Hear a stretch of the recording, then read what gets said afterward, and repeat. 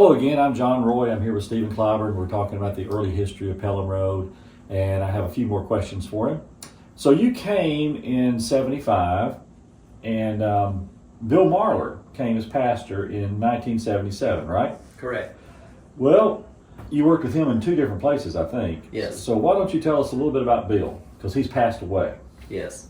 Bill was one of the most special people in my life. He became a tremendous influence on me and was a mentor.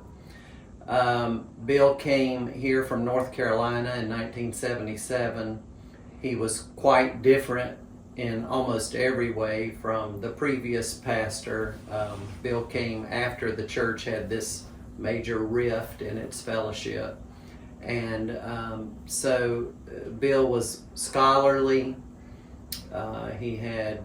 He was an avid runner, wasn't he? He was a marathon runner. Mm-hmm.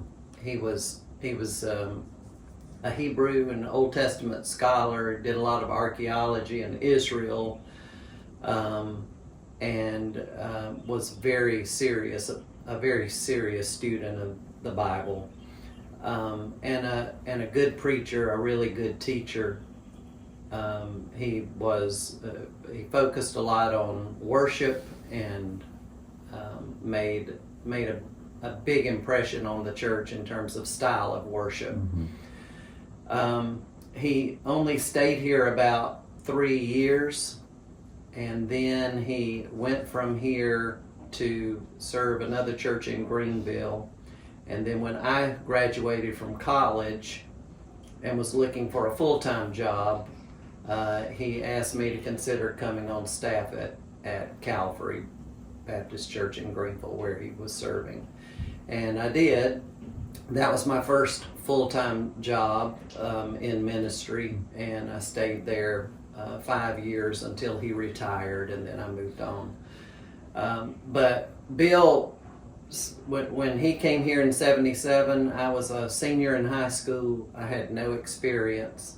The music standards at Pelham Road Baptist Church in the 70s were much lower than they are now. Okay. So really all you had to do to be a minister of music was to sing loudly. And you did that? And I did. I could do that.